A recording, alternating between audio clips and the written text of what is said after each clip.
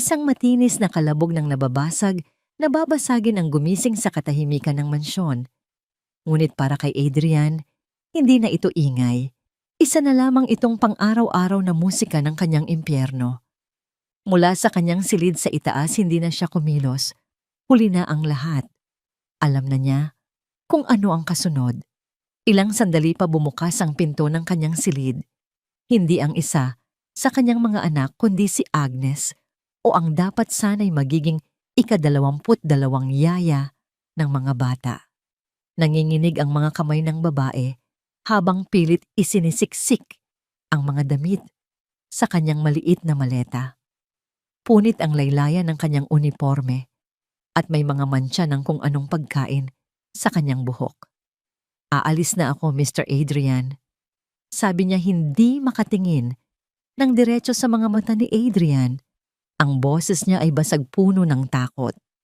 Hindi ko na kaya. Hindi sila mga bata. Mga demonyo sila. Mga demonyo. Hindi sumagot si Adrian. Ano pa ang sasabihin niya? Na mali ang babae. Na mabubuting bata ang mga anak niya na nasasaktan lang. Sinubukan na niya ang mga salitang iyon sa 21 na una sa kanya. Walang naniwala. Natapos mag-impake si Agnes, nagmamadali siyang lumabas ng silid hila-hila ang maleta na gumagawa ng ingay sa makintab na sahig na gawa sa kahoy. Bago siya tuluyang mawala sa pasilyo, lumingon siya at sa mga mata niya nakita ni Adrian ang pinaghalong awa at pagkasuklam. Diyos na ang bahala sa inyo. Bulong niya bago tumakbo pababa ng hagdan. Narinig ni Adrian ang pagbukas at marahas na pagsara ng pangunahing pinto. Pagkatapos katahimikan. Isang mabigat at malagim na katahimikan na mas masakit pa kaysa sa anumang sigaw. Tumayo siya at lumapit sa bintana, saktong-sakto, upang makita ang papalayong taxi na sinakyan ni Agnes. Isa na namang kabiguan. Isa na namang taong sumuko sa kanyang mga anak. Sumuko sa kanya. Napabuntong hininga si Adrian, ang bigat sa kanyang dibdib ay parang isang malaking bato na hindi niya maalis. 3 taon. 3 taon na siyang nabubuhay sa ganitong paulit-ulit na bangungot mula nang iwan siya ni Camille. Isang maikling sulat lang ang iniwan nito sa ibabaw ng kanilang kama. Hindi ko na kaya. Masyadong mahirap. Patawarin mo ako. At sa isang iglap, nawala ang kanyang asawa, ang ina ng kanyang 4 na anak na lalaki, at ang pundasyon ng kanilang buhay. Bumaba siya ng hagdan, maingat na iniiwasan ang mga bubog ng basag na plorera sa paanan nito. Ang sala ay parang dinaanan ng buhawi. Mga laruang nagkalat, mga libro na may punit na pahina at mga mantsa ng krayon sa pader na bumubuo ng mga salitang masakit basahin. Sa gitna ng lahat ng yon, nakatayo ang kanyang mga anak. 4 na maliliit na sundalo sa kanilang larangan ng digmaan. Si Kai ang panganay. Sa edad na 6, ay nakasandal sa dingding, nakahalukip-kip ang mga braso. Ang kanyang mga mata, mga matang minana niya kay Camille, ay malamig at mapanuri. Tinitingnan niya si Adrian na para bang sinusukat ang lalim ng kanyang pagkatalo. Siya ang general. Si Leo na kasunod ni Kai ay paikot-ikot, puno ng enerhiyang hindi mapakali.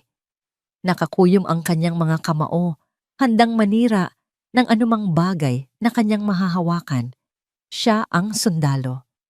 Si Jax ay bahagyang nagtatago sa likod ng isang malaking sofa, tanging ang mga mata lang niya ang nakasilip, laging handang maglaho sa anumang senyales ng panganib. Siya ang multo, at si Ian ang bunso ay nakaupo sa isang sulok, marahang umuuga-uga. Sa kanyang mukha nakikita na ni Adrian ang namumuong sigaw na anumang oras ay sasabog. Siya ang alarma. Wala na siya, di ba? Tanong ni Kai. Hindi ito isang tanong kundi isang paglalahad ng katotohanan. Tumango lang si Adrian. Mabuti. Malamig na sabi ni Kai. Masama naman siya. Hindi siya masama, Kai. Nilagyan ninyo ng putik ang sapatos niya. Nagkibit balikat lang si Kai, walang bahid ng pagsisisi. Nararapat lang sa kanya. Bago pa makasagot si Adrian, nagring ang kanyang telepono. Isang tingin sa screen at mas lalong bumigat ang kanyang pakiramdam. Lourdes, ang kanyang biyenan, ang ina ni Camille. Kailangan kong sagutin to, sabi niya sa mga bata, na para bang nagpapaalam sa mga gwardya ng kanyang sariling bilangguan. Pumasok siya sa kanyang opisina at isinara ang pinto. Huminga siya ng malalim bago sinagot ang tawag. Hello, Lourdes. Adrian. Ang boses sa kabilang linya ay malamig at matalas na tila bawat salita ay may kasamang lason. Tumawag sa akin si Agnes, ang ika-22. Sinabi niya ang lahat. Napapikit si Adrian. Lourdes, pakiusap. Huwag mo akong simulan, Adrian. 3 taon na. 3 taon na kitang pinagbibigyan dahil akala ko kaya mo. Pero ano? Ginawa mong mga salbahe ang mga apo ko. Pinabayaan mo sila. Hindi ko sila pinabayaan. Tumaas ang boses ni Adrian, ang pagod at galit ay nagsisimula ng kumawala. Iniwan sila ng anak mo. Ako ang naiwan para pulutin ang mga piraso. Isang mapaklang tawa ang narinig niya. Iniwan ka ni Camille dahil sinira mo siya. At ngayon, sinisira mo rin ang mga anak ninyo. Hindi na ako papayag. Kukunin ko ang mga apo ko. Ididemanda kita. Sisiguraduhin kong hindi mo na sila makikita pa. Naramdaman ni Adrian na nanlamig ang buo niyang katawan. Ang banta ni Lourdes ay hindi biro. Makapangyarihan ang pamilya nito at kayang-kaya nitong gawin ang sinabi. Ito na ang huling pako sa kanyang kabaong. Subukan mo lang, Lourdes.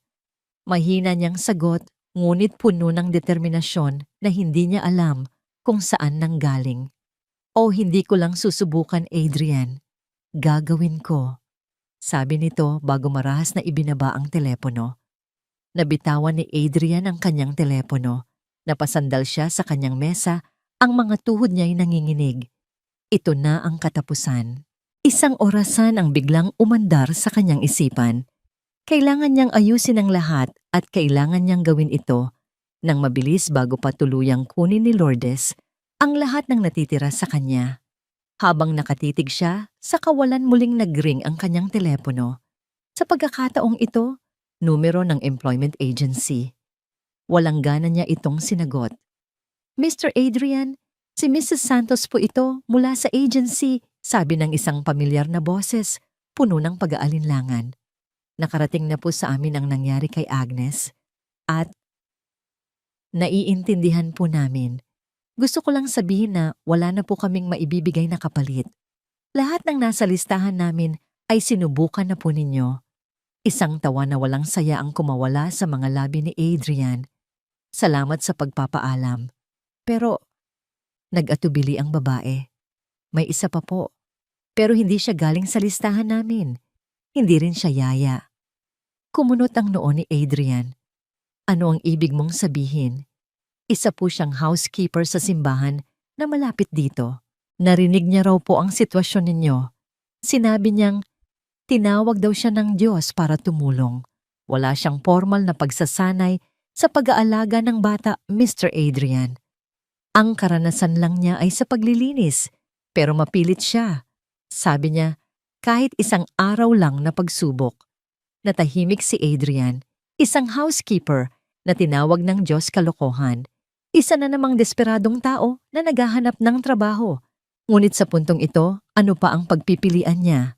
Ang banta ni Lourdes ay umuugong sa kanyang tainga. Kailangan niya ng kahit anong solusyon, kahit gaano pa ito kaimposible. Kahit isang tao lang napapasok sa pintong yon, bukas para masabi niyang may ginagawa siya. Ano sang pangalan niya? Tanong niya, ang boses ay pagod na pagod. Patricia. Patricia Taylor po. Huminga ng malalim si Adrian. Ang bigat ng desisyon ay nasa kanyang mga balikat. Sige. Bulong niya na para bang sumusuko sa isang laban na matagal na niyang ipinatalo. Ipadala niyo siya. Sa kabilang linya narinig niya ang pagtataka sa boses ni Mrs. Santos, ngunit hindi na ito nagsalita pa. Matapos ang tawag, sumilip si Adrian mula sa kanyang opisina. Ang kanyang 4 na anak ay nasa sala pa rin, mga hari ng kanilang wasak na kaharian. Bukas isang dayuhan na naman ang papasok sa kanilang buhay. Isang babaeng walang alam, nahaharap sa isang bagyo na hindi niya inaasahan. At si Adrian, sa unang pagkakataon, sa loob ng 3 taon ay hindi na umasa. Alam niyang wawasakin din siya ng kanyang mga anak tulad ng lahat ng nauna sa kanya. Pero sa ngayon, kailangan niya ng isang katawan, isang huling pagtatangka bago gumuho ang lahat. Eksaktong 9:00 ng umaga nang tumunog ang doorbell. Ang tunog nito ay umalingaw-ngaw sa malawak at malungkot na mansyon, isang anunsyo ng isa na namang pagdating na tiyak hahantong sa isang pag-alis. Huminga ng malalim si Adrian bago binuksan ang pinto. Inihahanda ang sarili para sa kung anumang itsura ng desperasyon ang sasalubong sa kanya. Ngunit ang babaeng nakatayo sa kanyang harapan ay hindi ang kanyang inaasahan. Hindi siya mukhang desperado. Simple lang ang kanyang kasuotan, isang puting blusa at madilim na pantalon, parehong maingat na pinlansya, ngunit halatang luma na dahil sa nipis ng tela. May dala siyang isang maliit at gasgas na duffel bag at sa kabilang kamay, isang Biblia na mukhang halos magkahiwa-hiwalay na ang mga pahina sa dalas ng pagkakabasa. Ngunit ang kanyang mukha ang kumuha sa atensyon ni Adrian. Walang pilit na ngiti, walang pagpapanggap ng kumpiyansa o kakayahan. Kalmado lang siya. Isang uri ng kapayapaan na tila matagal nang nakipagkasundo sa anumang unos na darating. Mr. Adrian, ang boses niya ay mahinahon ngunit matatag. Ako nga. Ikaw siguro si Patricia Taylor. Sagot ni Adrian na bahagyang tumabi para papasukin siya. Pero hindi gumalaw si Patricia. Nanatili siyang nakatayo sa may pintuan, ng kanyang mga mata ay marahang ginagala sa harapan ng malaking bahay mula sa mga bintana, sa batong hagdanan hanggang sa mismong pintuan. Tila sinusuri niya, hindi ang karangyaan, kundi ang kaluluwa ng tahanan. Pagkatapos, ipinikit niya ang kanyang mga mata. Naguguluhang pinanood ni Adrian ang paggalaw ng mga labi ni Patricia. Walang tunog na lumalabas, tanging banayad na paggalaw lamang. Dinala niya ang isang kamay sa kanyang dibdib. Nagdarasal siya. Dito mismo sa kanyang pintuan, sa harap niya sa malamig na hangin ng umaga. Hindi alam ni Adrian ang gagawin. Hindi niya alam kung saan titingin. Walang sino man sa 22 na una ang gumawa nito. Pagkaraan ng ilang sandali, iminulat ni Patricia ang kanyang mga mata at tumingin sa kanya. Hindi sa kanyang damit, o sa laki ng kanyang bahay, o sa pangalan ng kanyang pamilya. Tumingin ito sa kanya. Handa na po ako. Mahinang sabi nito. Pumasok si Patricia.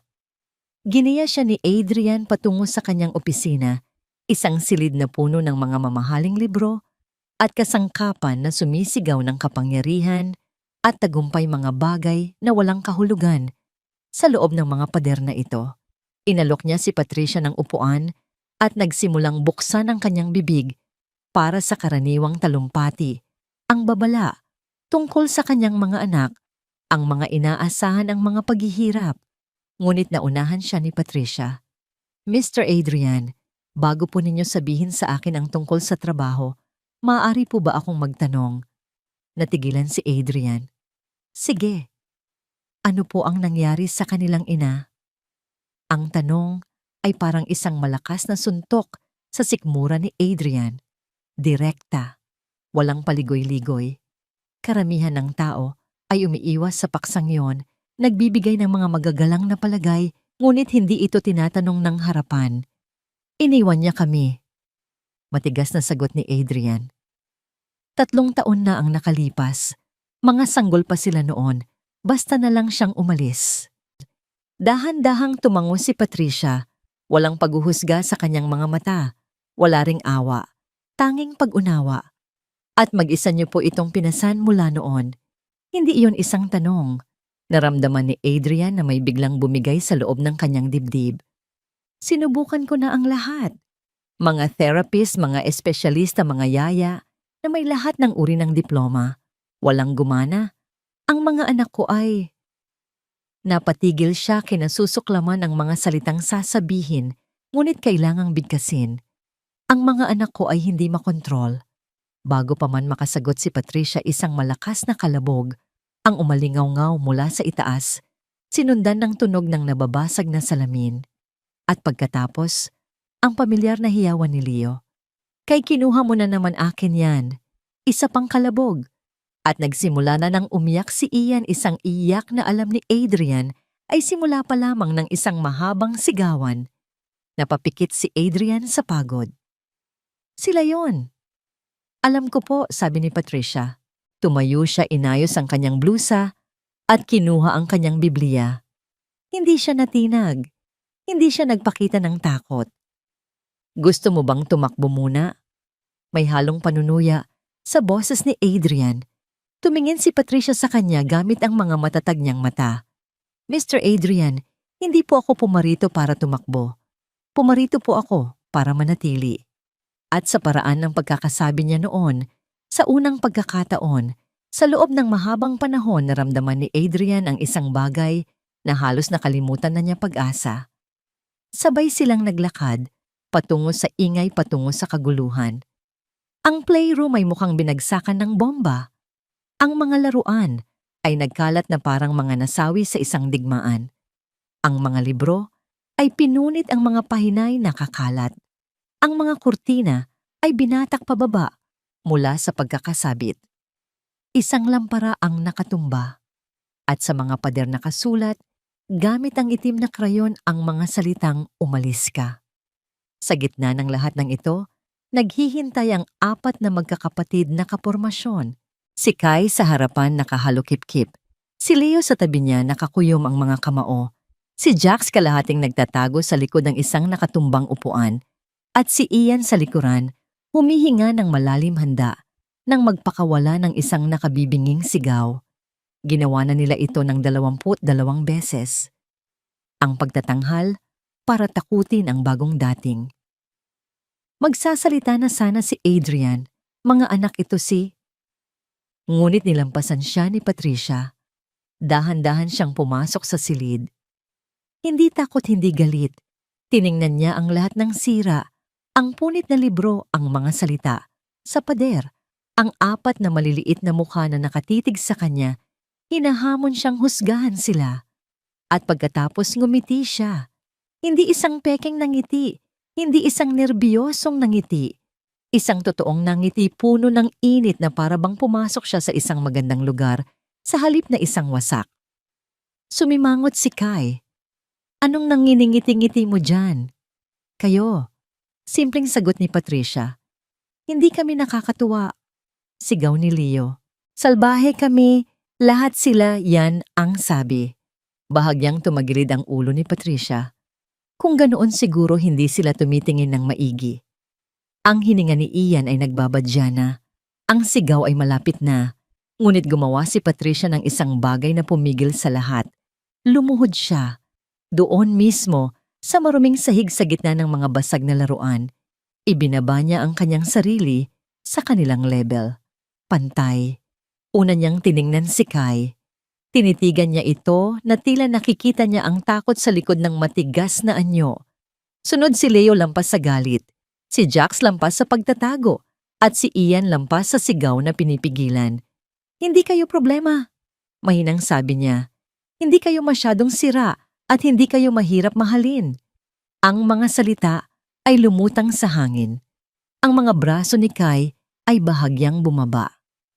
Hindi mo kami kilala, sabi niya. Hindi pa sang-ayon ni Patricia. Pero gusto kong makilala kayo. Ibinuka ni Ian ang kanyang bibig. Lalabas na ang sigaw. Ngunit bago pa man may lumabas na tunog, nagsimulang magham si Patricia. Mahina banayad, isang lumang uyayi. Ang uri ng kantang naririnig mula sa mga lola, ang tunog ng kaligtasan. Dahan-dahan siyang tumayo patuloy sa pagham at nagsimulang pulutin ang mga laruan isa-isa. Walang pagmamadali, walang pagkataranta. Tanging tuloy-tuloy na pagkilos at ang mahinang walang takot na tunog. Nanatiling bukas ang bibig ni Ian ngunit walang sigaw na lumabas. Nakatitig ang magkakapatid. Walang sino man ang nagham noon. Pinulot ni Patricia ang isang teddy bear, dahan-dahan itong inilagay sa istante. Pinulot niya ang ilang building blocks, maingat na pinagpatong-patong. Sa tingin ko magulo ang silid na ito, sabi niya, sa pagitan ng kanyang pagham, dahil magulo ang mga puso ninyo. At ayos lang yon. Ang magulong puso ay kailangan lang ng panahon at pagmamahal para luminis muli. Bahagyang lumuwag ang pagkakakuyom ng mga kamao ni Leo. Humakbang si Jax palabas mula sa likod ng upuan. Si Kai ay nanatiling nakatayo, nakatitig sa kanya na may kakaibang kislap sa kanyang mga mata, isang kislap na parang pag-asang pilit na nabubuhay. Matapos ang ilang sandali, lumapit si Ian kay Patricia.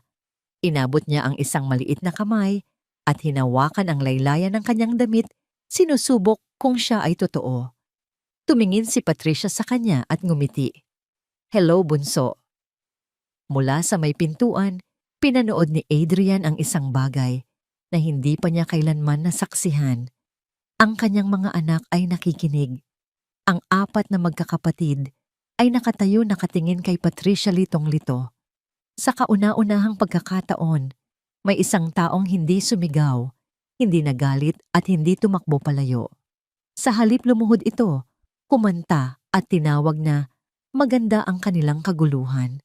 Ang kanilang pinakamatinding sandata, ang kanilang galit, ay biglang naging walang silbi. Nakatingin sila sa babaeng ito at sa kanilang mga isipan, iisang tanong lang ang umiikot. Sino siya? Kinabukasan ang amoy ng sinangag at pritong itlog. Ang gumising kay Adrian, hindi ang karaniwang tunog ng sigawan at basagan. Dahan-dahan siyang bumaba at natagpuan niya si Patricia sa kusina, mahinahong naghahanda ng almusal na para bang ginagawa na niya ito sa bahay na yon sa loob ng maraming taon. Isa-isang nagsidatingan ang mga bata, hindi dahil tinawag, kundi dahil sa mabangong amoy na kumakalat sa buong kabahayan. Umupo sila sa kani-kanilang silya sa malaking hapagkainan, tahimik at nagmamasid. Bawat galaw ni Patricia ay kanilang sinusuri, naghihintay ng pagkakamali ng anumang senyales na ang kabaitang ipinapakita nito ay isa lamang palabas. Inilapag ni Patricia ang mga plato sa kanilang harapan. Simpleng almusal lang, mainit at malinaw na inihanda ng may pag-iingat. Naglagay din siya ng isang tasa ng mainit na kape sa harap ng bawat isa, kahit na para sa mga bata ay gatas na may tsokolate ang laman. Si Leo, na kanina pa hindi mapakali sa kanyang upuan, ay tumingin sa kanyang mga kapatid na may isang tusong nangisi. Habang nakatalikod si Patricia para kumuha ng tubig, mabilis niyang binuksan ang lalagyan ng asin at walang tunog na binudburan ang tasa ng kape nito. Pinanood siya ni Kai, hindi pumipigil, tila isang siyentipikong nagmamasid sa isang eksperimento.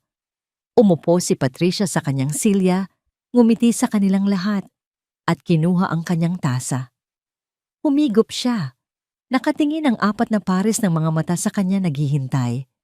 Naghihintay sa pagkunot ng kanyang noo, sa pagdura sa sigaw ng galit. Ngunit wala sa mga yon ang nangyari.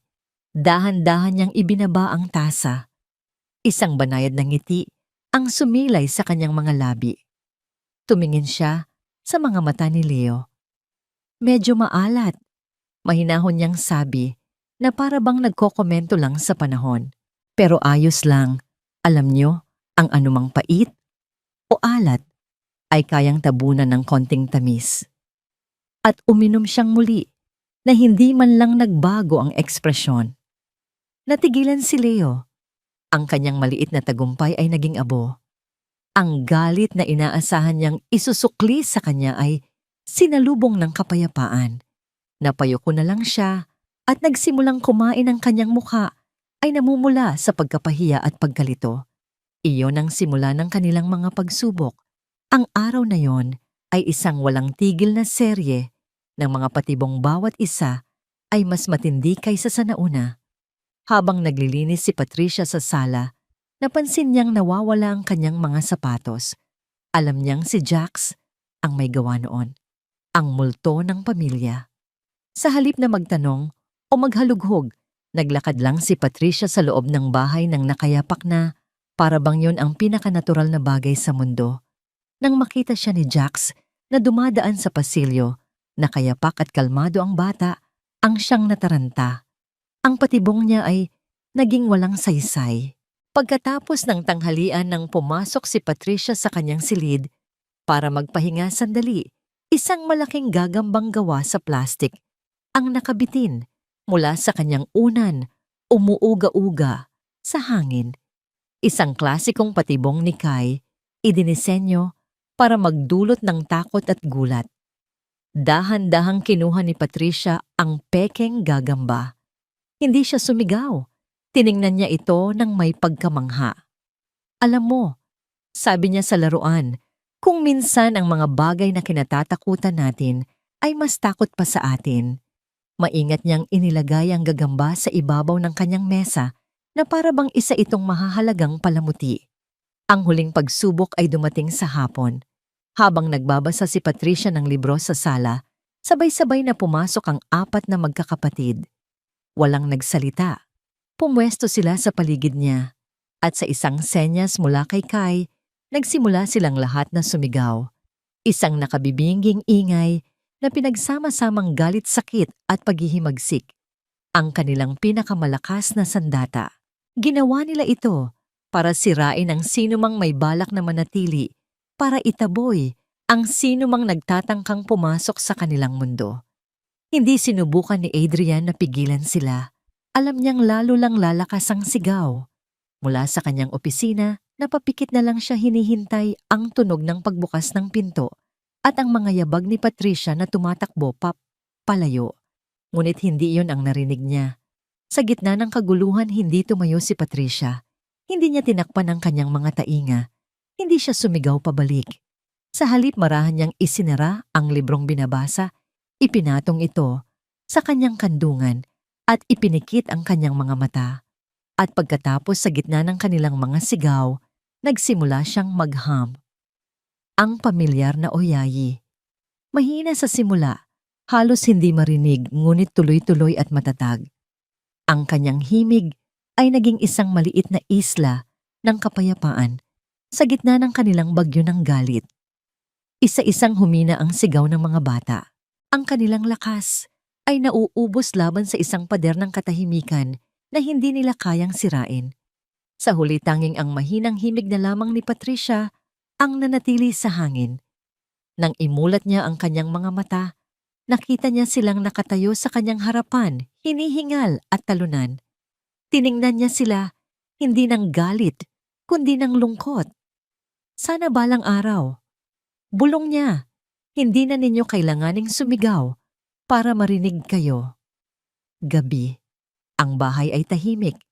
Bawat isa ay nasa kani-kanilang silid, pinoproseso ang kabiguan ng kanilang mga plano. Si Adrian ay nasa kanyang opisina, hindi makapaniwala sa kanyang nasaksihan. Ang babaeng ito, iba siya. Ilang oras pa ang lumipas nang ang lahat ay mahimbing na natutulog. Nagising si Patricia dahil sa uhaw. Dahan-dahan niyang binuksan ang pinto ng kanyang silid para hindi makalikha ng ingay. Ngunit sa pagbukas niya, may isang bagay sa sahig ang pumukaw sa kanyang pansin. Isang maliit at malambot na kumot. Nakatupi ng maayos sa harap mismo ng kanyang pintuan. Ang kumot na laging yakap-yakap ni Ian kapag siya ay natutulog. Pinulot ito ni Patricia. Dinala niya ito sa kanyang dibdib at niyakap ng mahigpit. Walang nakakita, pero alam niya. Alam niya kung kanino galing ang munting alay na yon. Isang walang salitang paghingi ng tawad. Isang senyales na sa ilalim ng lahat ng galit at sakit, may isang maliit na puso na nagsisimula ng magtiwala. Nakatayo sa dilim ng pasilyo, tumulo ang isang butil ng luha sa mga mata ni Patricia. Hindi luha ng kalungkutan, kundi luha ng pag-asa. Ang unang yelo ay nagsisimula ng matunaw. Lumipas ang ilang araw ng isang pambihirang kapayapaan. Hindi ito katahimikan, kundi kapayapaan. May mga mahihinang tawanan na naririnig mga laro na hindi na uuwi sa away at mga pagkain na natatapos ng walang sigawan. Sa ilalim ng maingat na paggabay ni Patricia, ang apat na magkakapatid ay unti-unting natututong maging mga bata muli. Isang hapon, habang tinutulungan ni Patricia si Ian na itayo ang isang toreng gawa sa building blocks at nagbabasa naman ng libro si Kai sa sofa, isang tunog ang biglang sumira sa kanilang munting paraiso, ang matinis na tunog ng doorbell. Nagkatinginan ng mga bata. Hindi sila nag-aantay ng bisita. Si Adrian ay nasa trabaho pa. Ako na po ang magbubukas, mahinahong sabi ni Patricia at ngumiti kay Ian bago tumayo. Pagbukas niya ng pinto, isang babaeng matangkad at eleganteng nakabihis ang nakatayo roon. Nakasuot ito ng isang mamahaling bestida, kumikinang ang mga alahas sa kanyang leeg at mga daliri. Ang kanyang buhok ay perpektong nakaayos at ang kanyang mukha ay may ekspresyon ng isang reyna na napadpad sa isang lugar ng mga hamak na alipin. Tiningnan niya si Patricia mula ulo hanggang paa at sa kanyang mga mata, isang malamig na apoy ng pagkamuhi at pagmamaliit ang nag-aalab. Sino ka? Matalas na tanong ng babae, hindi man lang nagabalang magpakilala. Ako po si Patricia Taylor. Magalang na sagot ni Patricia. Sino po sila? Hindi sumagot ang babae. Sa halip itinulak niya ng bahagya ang pinto at pumasok sa loob na para bang pag-aari niya ang lugar. Nasaan ang mga apo ko? Nasaan si Adrian? Sa mga sandaling iyon, alam na ni Patricia kung sino ang kaharap niya. Si Lourdes, ang ina ni Camille. Mula sa sala, narinig ng mga bata ang boses ng kanilang lola. Agad na nagbago ang kanilang kilos. Si Kai ay napahigpit, ang hawak sa libro, ang kanyang katawan ay nanigas. Si Leo nakadarating lang mula sa hardin ay agad na nagtago sa likod ng pader. Si Jax ay parang usok na naglaho. Tanging si Ian ang naiwan nakatitig sa bagong dating nang may halong pagtataka at takot. Nasa trabaho pa po si Mr. Adrian. Sabi ni Patricia, isinasara ang pinto. Ang mga bata po ay, alam ko kung nasaan silang putol ni Lourdes at nagsimulang maglakad sa loob ng bahay na parang isang general na nag-iinspeksyon sa kampo ng kaaway. Bawat sulok ay kanyang tinitingnan, ang kanyang mga mata ay nanghuhusga. Ang alikabok sa ibabaw ng piano, ang mga halaman ay mukhang nalalanta. At ano itong amoy na ito? Nagluluto ka ba ng tuyo sa pamamahay na ito? Nagprito po ako ng isda para sa tanghalian ng mga bata. Kalmadong sagot ni Patricia. Humalakhak si Lourdes, isang tawang walang kagalakan. Isda. Siyempre, iyan lang siguro ang kaya mong lutuin. Huminto siya sa gitna ng sala at hinarap si Patricia. Hindi ko alam kung anong salamangka ang ginamit mo sa anak-anakan ko para papasukin ka rito, pero linawin natin ang isang bagay. Isa ka lang katulong, isang tagalinis. Wala kang karapatan sa mga apo ko. Sa itaas ng hagdanan, lihim na nanonood ang mga bata. Naririnig nila ang bawat salita. Nakikita nila ang pagmamaliit sa mukha ng kanilang lola. Ang tungkulin ko po rito ay alagaan sila. Matatag na sabi ni Patricia, hindi natitinag sa mga masasakit na salita. Alagaan pa nung muling tumawa si Lourdes. Isang babaeng walang pinag-aralan, walang karanasan, at mukhang napulot lang sa kung saang simbahan ang mag-aalaga sa mga apo ko. Huwag mo akong patawanin. Alam ko ang mga katulad mo. Ginagamit ninyo ang inyong mga drama para makakuha ng awa, para makapasok sa buhay ng mayayaman.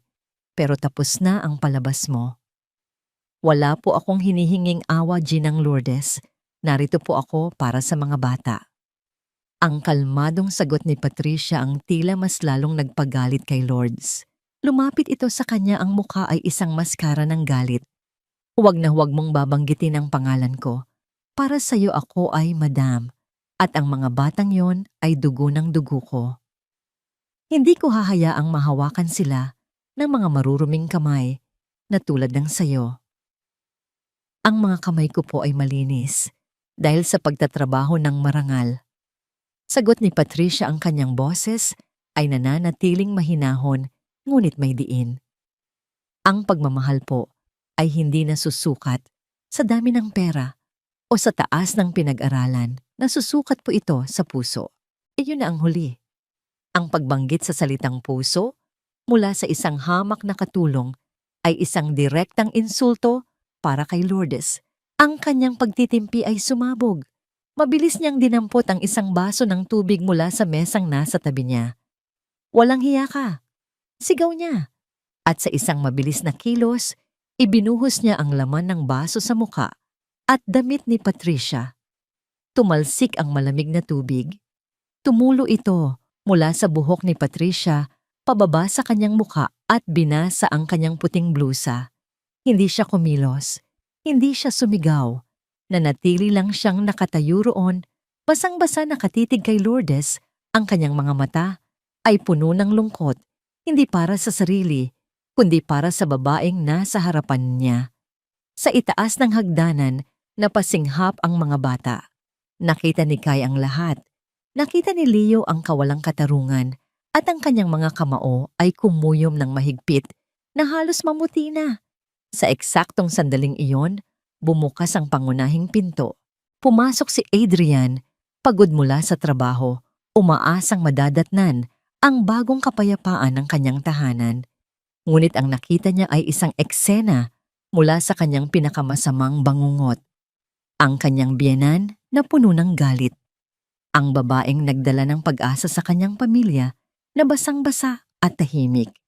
At sa itaas ang kanyang 4 na anak nakatayo na parang mga estatwa. Ang kanilang mga mukha ay nagpapakita ng isang emosyon na hindi pa niya nakikita noon, ang pagnanais na protektahan si Patricia. Anong nangyayari dito? Hirap na tanong ni Adrian. Tumingin si Lourdes sa kanya, ang galit ay hindi nababawasan. Itinuro niya si Patricia na para bang isang basahan. "Mabutit dumating ka na, Adrian. Panahon na para mamili ka." "Mamili?" "Oo," mariing sabi ni Lourdes, ang kanyang boses ay malamig na parang yelo. "Alinman sa paalisin mo ang babaeng yan ngayon din, o tatawagan ko ang mga abogado ko bukas na bukas din. Ikaw ang bahala." Isang nakabibinging katahimikan ang bumalot sa sala. Tila huminto ang pag-ikot ng mundo. Si Adrian ay nakatayo sa pagitan ng dalawang puwersa, ang nakaraan na kinakatawan ng galit ni Lourdes at ang munting pag-asa para sa hinaharap na nakikita niya kay Patricia. Ang ultimatum ni Lourdes ay umalingaw-ngaw sa hangin, isang bombang naghihintay na sumabog. Tumingin si Adrian kay Patricia.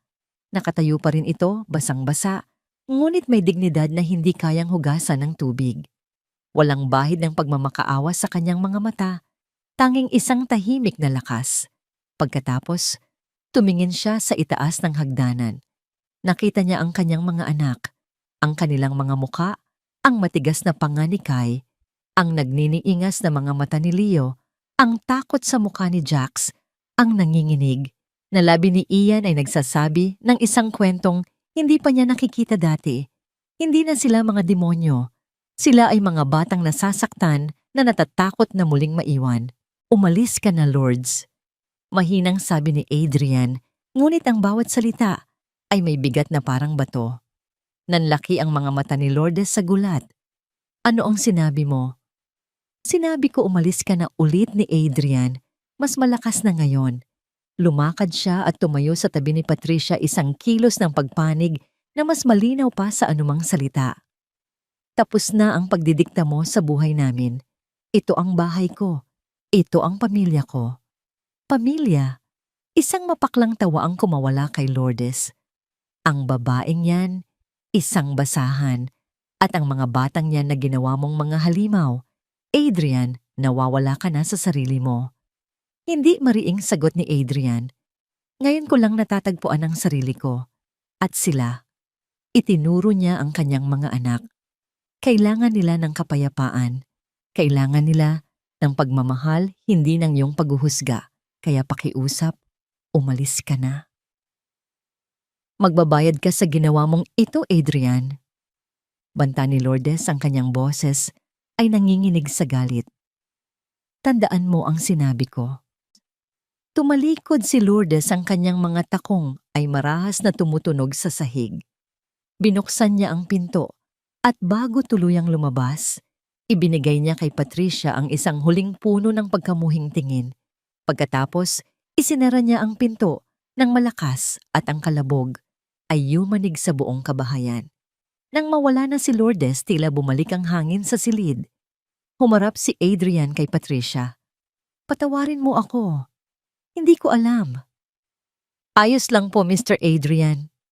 Sabi ni Patricia, at sa unang pagkakataon, nakita ni Adrian ang isang bahagyang panginginig sa kanyang mga kamay. Kukuha lang po ako ng pamalit.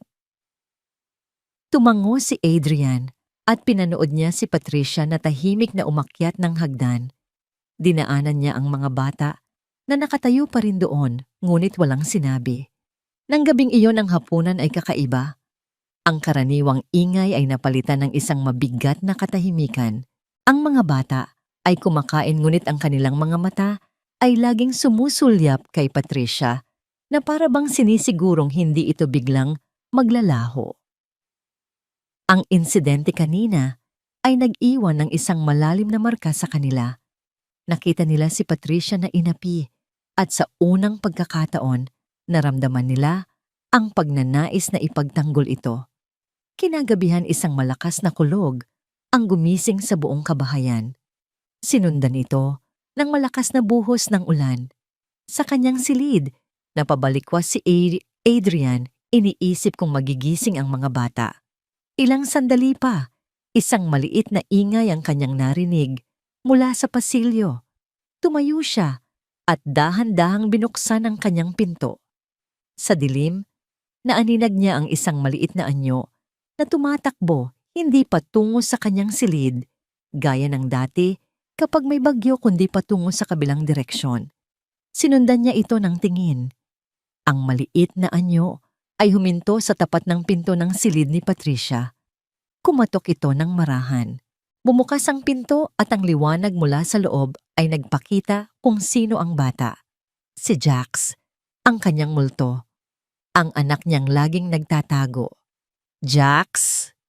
Narinig ni Adrian ang nag-aalalang boses ni Patricia. Takot po ako sa kulog. Narinig niyang bulong ng bata. Ang boses ay nanginginig. Isang sandali ng katahimikan. Halika, sabi ni Patricia. Pumasok ka. Dito ka muna sa tabi ko hanggang sa makatulog ka. Nakita ni Adrian ang pagpasok ni Jax sa silid. Pagkatapos dahan-dahang isinara ni Patricia ang pinto. Nakatayo sa dilim na ramdaman ni Adrian ang isang bagay na mainit na dumaloy sa kanyang dibdib.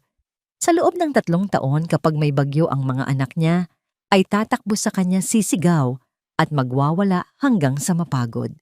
Ngayong gabi ang isa sa kanila ay humanap ng kanlungan sa ibang tao. Hindi dahil sa takot, kundi dahil sa tiwala. Kinabukasan bilang isang paraan, para alisin ang tensyon mula sa nakaraang araw, inaya ni Patricia ang mga bata sa hardin. Magtanim tayo, sabi niya. Ang pagtatanim ay parang pag-aalaga. Kung bibigyan mo ng pagmamahal at atensyon, mamumulaklak ito. Nag-aalangan noong una ang mga bata, lalo na si Kai at Leo. Ngunit nang makita nila si Patricia na naghuhukay sa lupa ang kanyang mga kamay, ay hindi natatakot na madumihan. Unti-unti silang lumapit. Ibinigay niya sa bawat isa ang isang maliit na pala at mga buto ng bulaklak. Bawat isa sa atin ay magtatanim ng isang paliwanag niya. Ito ang magiging hardin natin. Tayong 5. Sa simula may kaunting agawan sa mga gamit. Tinulak ni Leo si Ian. Inirapan ni Kai ang lahat. Ngunit si Patricia ay nandoon mahinahon na namamagitan.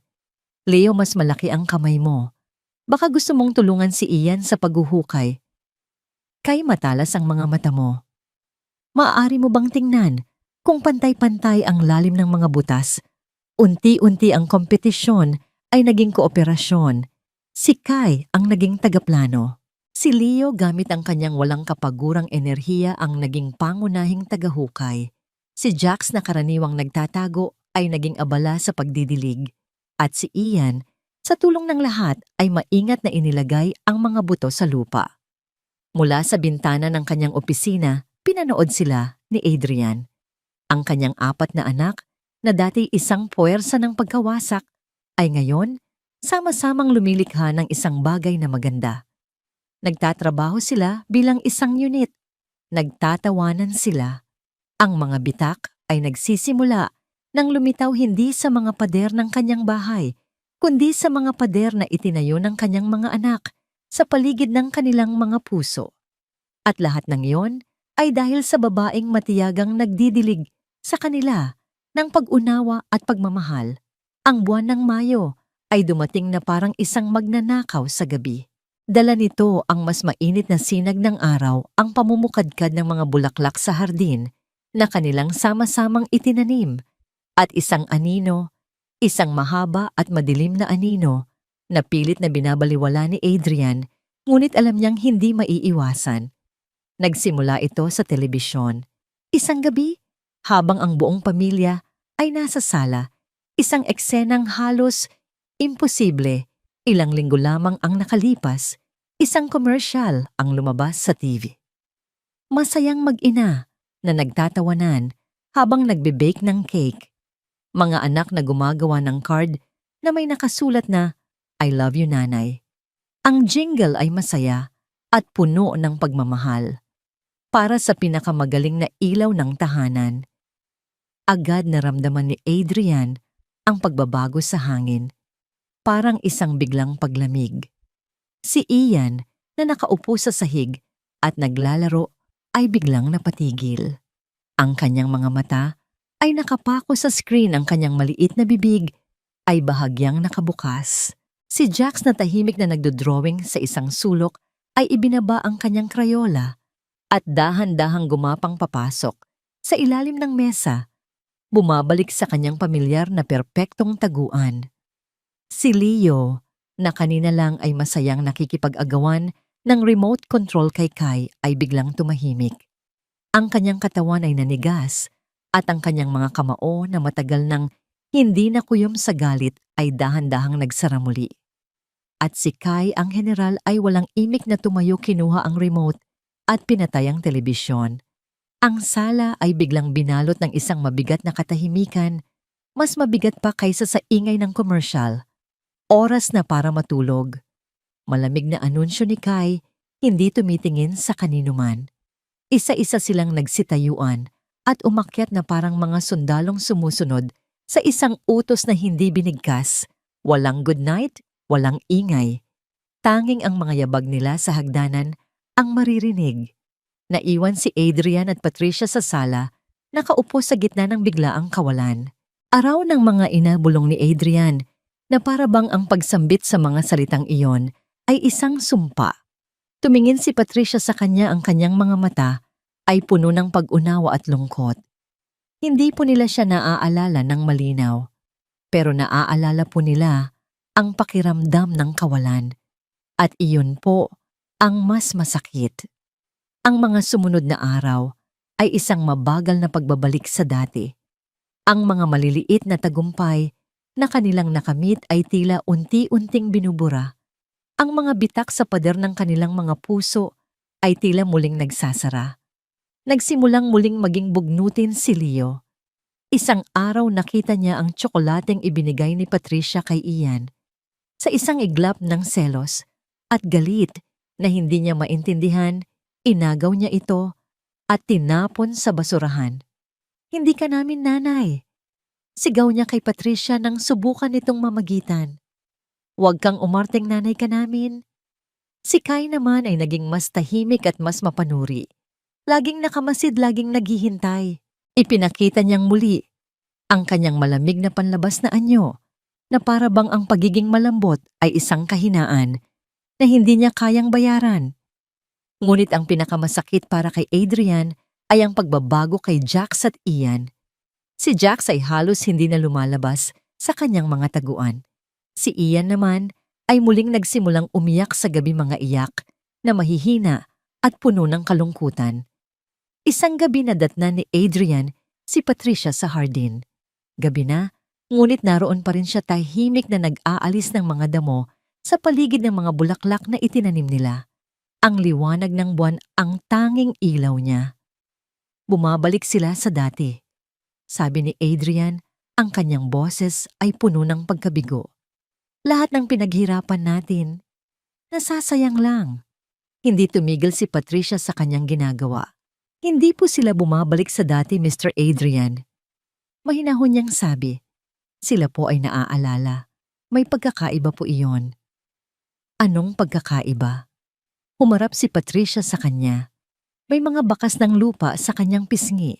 Ang pagbabalik sa dati ay nangangahulugang sumusuko na sila.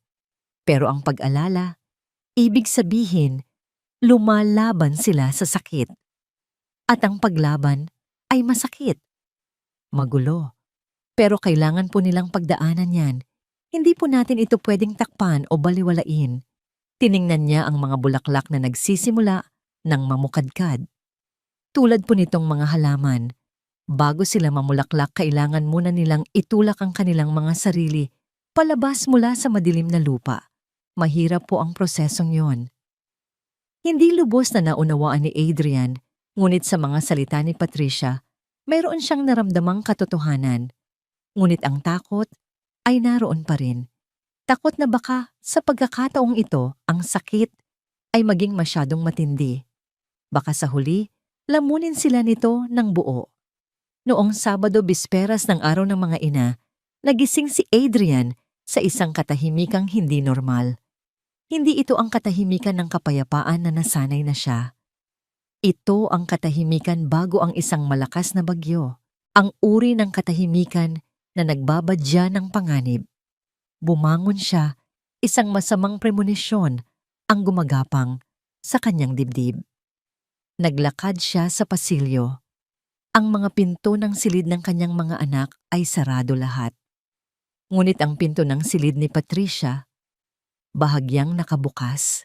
Isang malamig na takot ang biglang kumalat sa kanyang ugat. Dahan-dahan siyang naglakad palapit.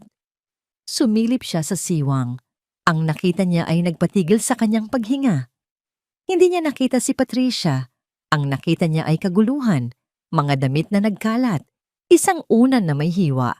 At sa gitna ng sahig ang 4 niyang anak na lalaki. Nakatayo sila roon, hindi gumagalaw, na para bang nasa gitna sila ng isang ritual. At sa mga kamay ni Kai, hawak nito ang pinakamahalagang pag-aari ni Patricia.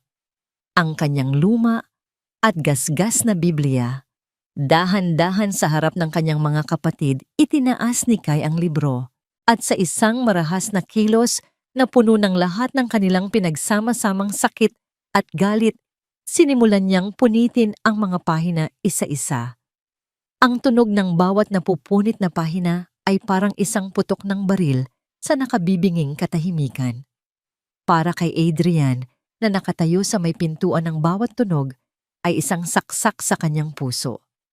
Pinanood niya hindi makagalaw habang ang mga salitang nagbigay ng lakas kay Patricia ay isa-isang winawasak ng kanyang panganay na anak.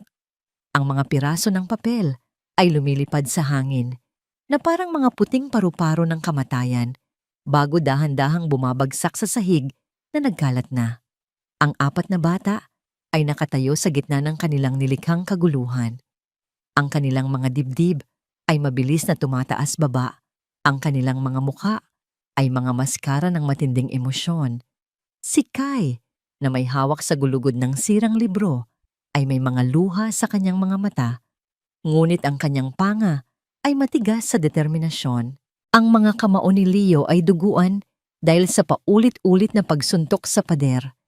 Si Jax ay nanginginig sa isang sulok, ang kanyang mga mata ay malwild sa takot. At si Ian ay sumisigaw, ngunit hindi ito ang karaniwang sigaw ng isang bata. Ito ay isang sigaw ng dalisay, na pighati isang tunog, na nagmumula sa isang lugar na wasak na wasak. Sa gitna ng lahat ng ito, lumabas si Patricia mula sa banyo, Marahil ay katatapos lang maligo. Nakasuot siya ng isang simpleng bestida, ang kanyang buhok ay basa pa. Natigilan siya.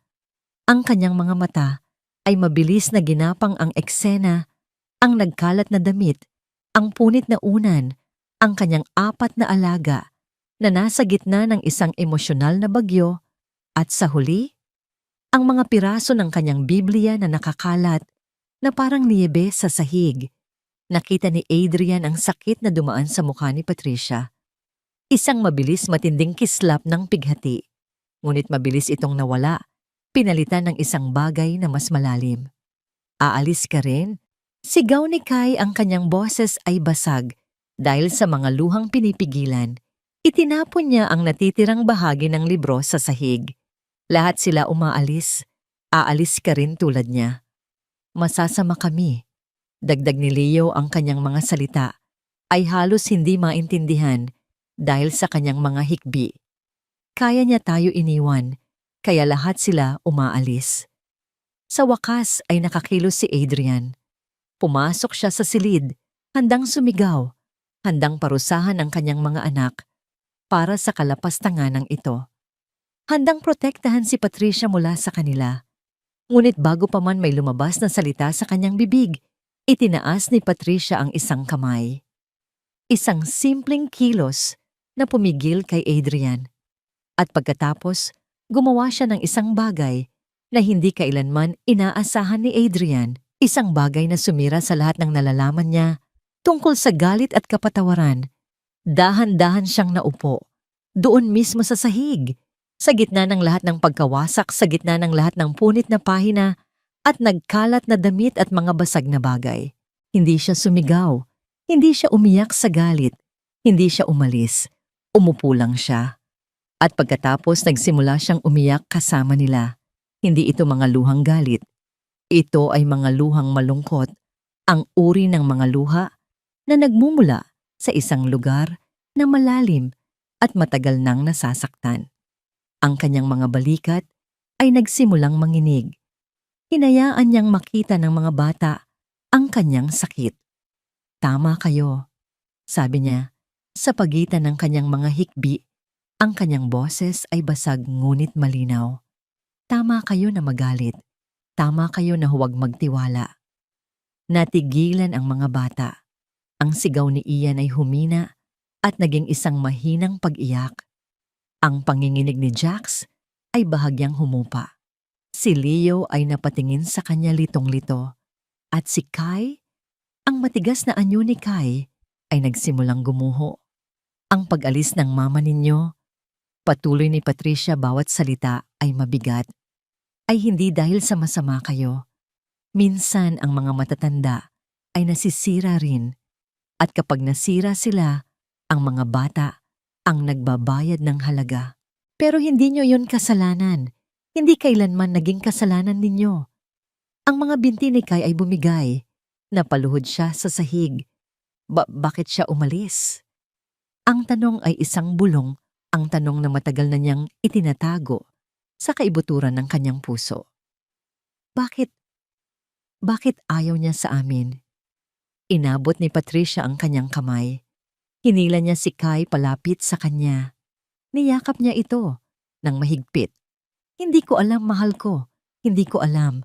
Pero ang pag-alis niya ay nagsasabi ng lahat tungkol sa sakit na nararamdaman niya at walang anumang sinasabi tungkol sa halaga ninyo. Ang mga salitang iyon ang tuluyang sumira sa pader na itinayo ni Kai. Humagulgol siya sa mga braso ni Patricia, isang batang lalaki na sa wakas ay pinakawalan ng bigat na matagal na niyang pinapasan. Si Ian na nakakita nito ay gumapang palapit at yumakap sa kandungan ni Patricia.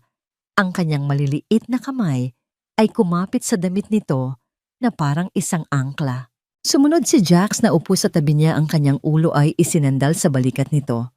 At sa huli, si Leo na may mga kamay na duguan at nanginginig ay dahan-dahang lumapit at bumagsak sa kabilang balikat ni Patricia. Ang kanyang galit ay tuluyan ng natunaw at naging purong pighati.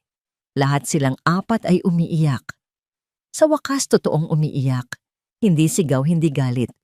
Umiiyak na parang mga bata na matagal nang kinikimkim ang kanilang mga luha.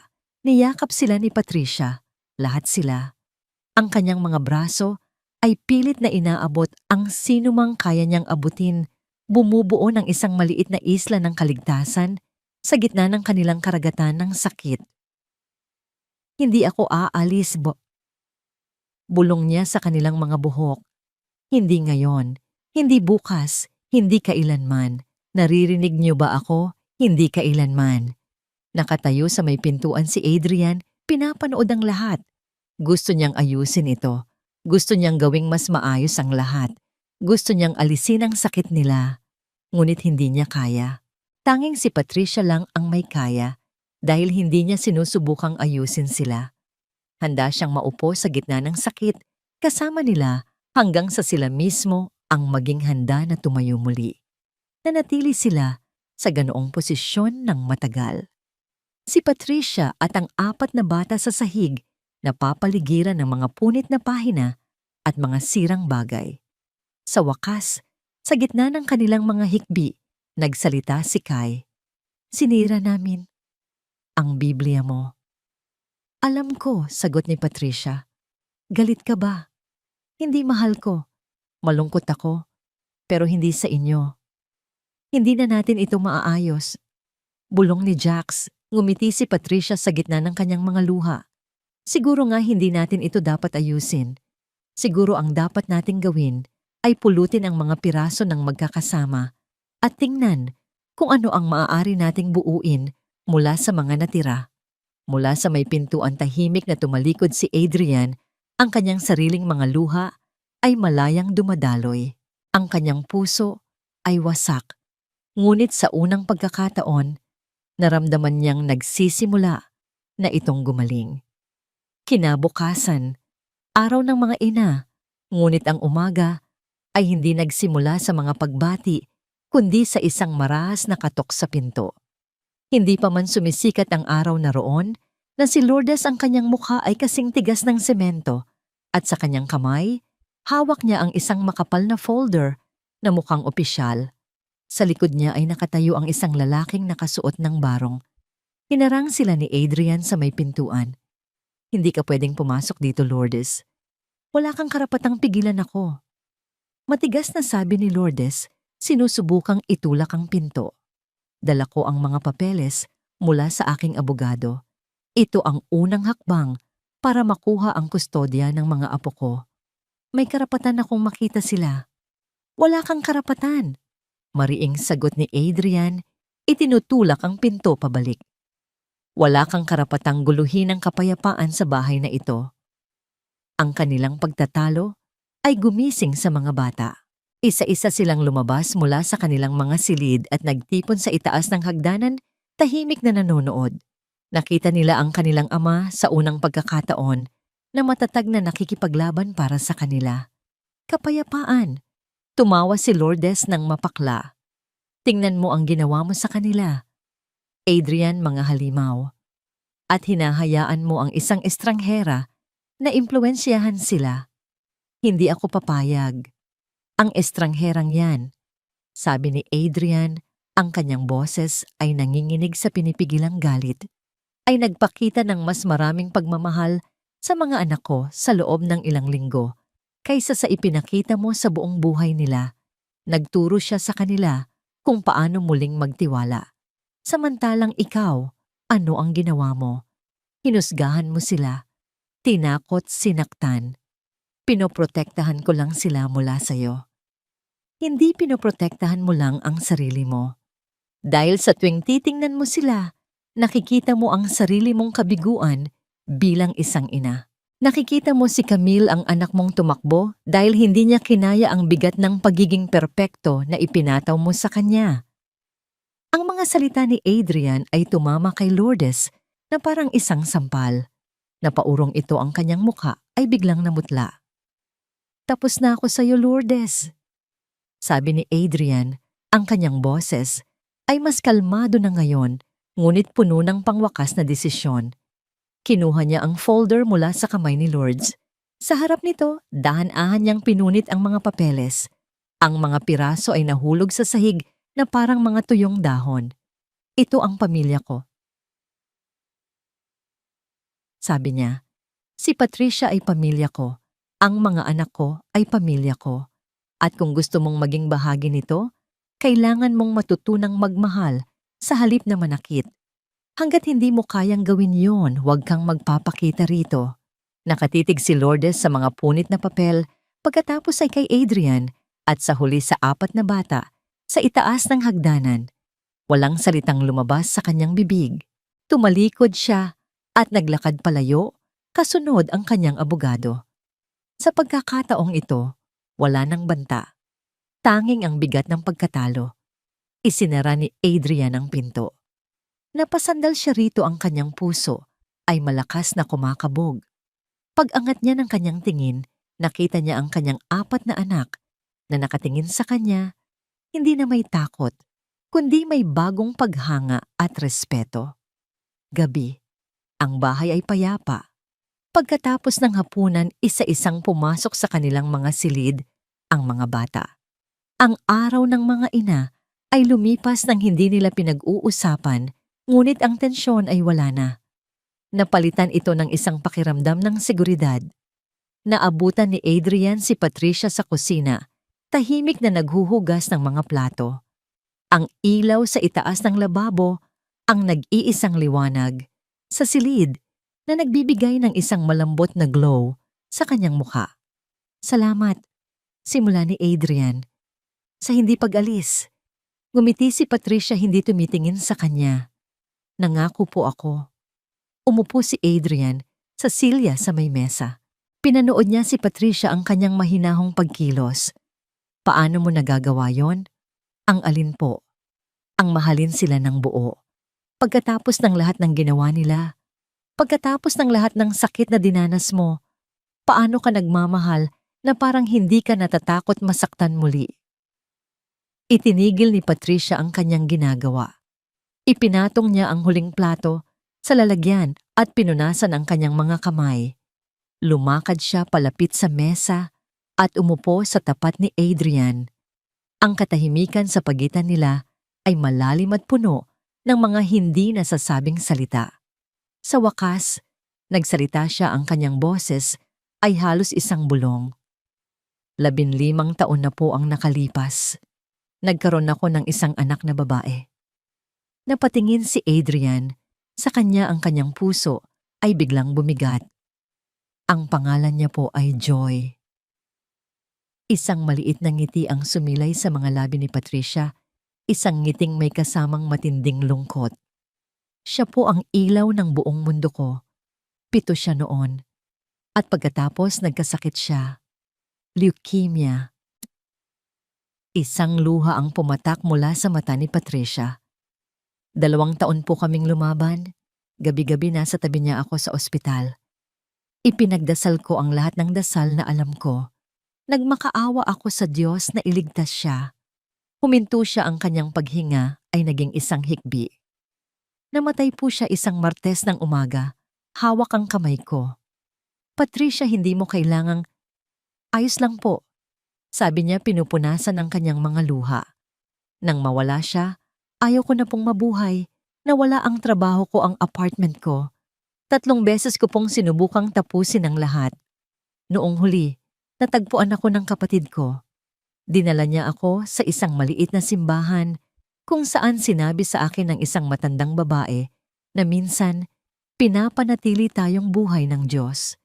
Hindi para sa kung anong nawala sa atin, kundi para sa kung ano ang dapat nating ibigay. Tumingin siya ng diretso sa mga mata ni Adrian. Nagsimula po akong maglinis ng mga bahay para lang mabuhay. Hanggang isang araw may nabanggit sa simbahan tungkol sa isang pamilya. Isang lalaki na may 4 na anak na lalaki. Sabi ng lahat, imposible daw ang mga bata. Sirang-sira na. At may isang bagay sa loob ko na nagising. Patuloy niya.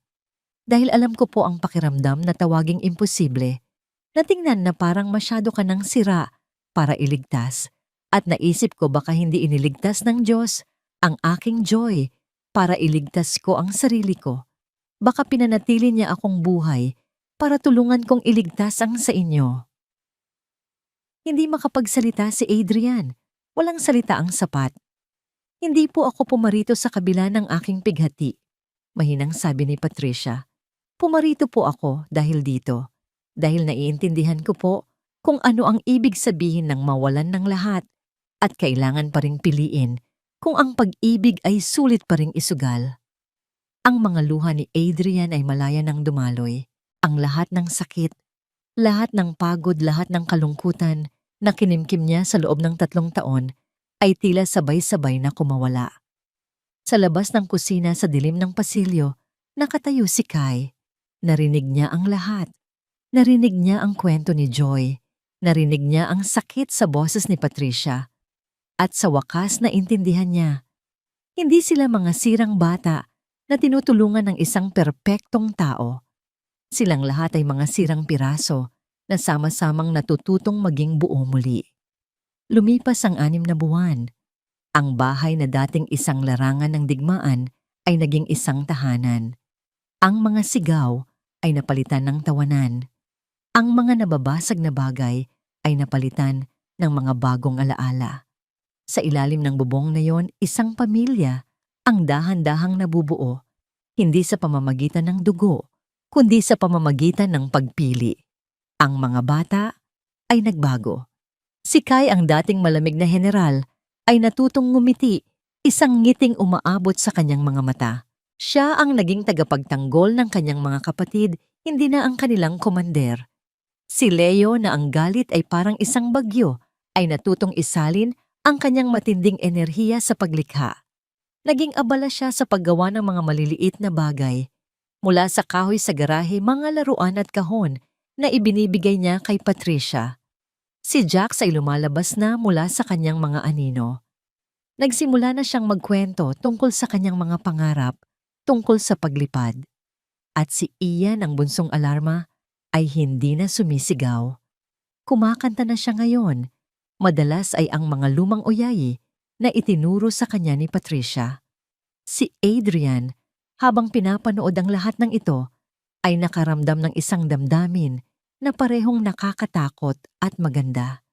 Isang damdamin na matagal na niyang ibinaon at inakalang hindi na muling mararamdaman. Umiibig siya. Umiibig siya sa babaeng nagligtas sa kanyang mga anak na naglakad papasok sa kanilang pighati at nanatili na pinili sila kahit hindi niya kailangan. Isang umaga, habang si Patricia ay nasa palengke, tinipon ni Adrian ang kanyang 4 na anak sa kusina. Umupo sila sa paligid ng mesa, ang parehong mesa kung saan sila dating nag-aaway. Ngayon sila ay magkakasama, nagkakaisa. Mga anak, simula ni Adrian, ang kanyang puso ay kumakabog ng malakas. Kailangan ko kayong makausap tungkol sa isang mahalagang bagay. Ang mga mata ni Kai ay agad na naging alerto.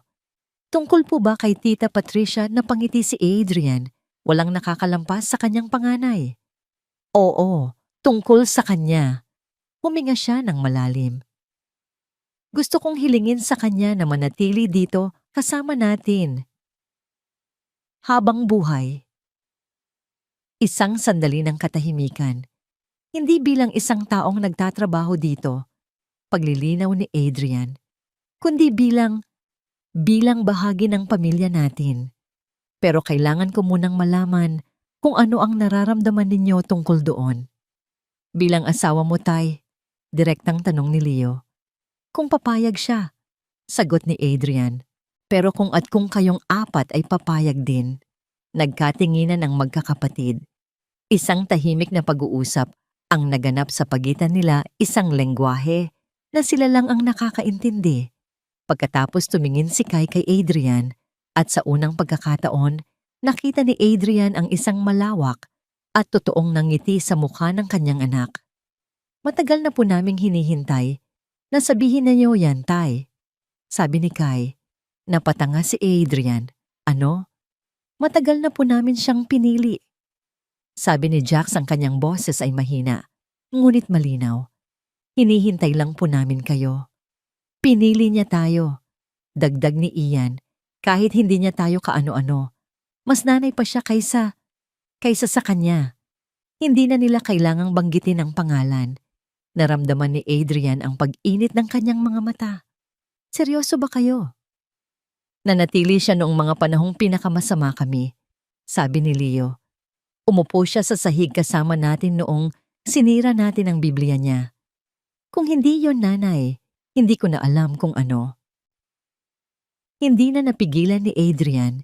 Niyakap niya ang kanyang 4 na anak, isang mahigpit na yakap ng pasasalamat at pagmamahal. Kung ganoon, bulong niya gawin natin ito ng tama.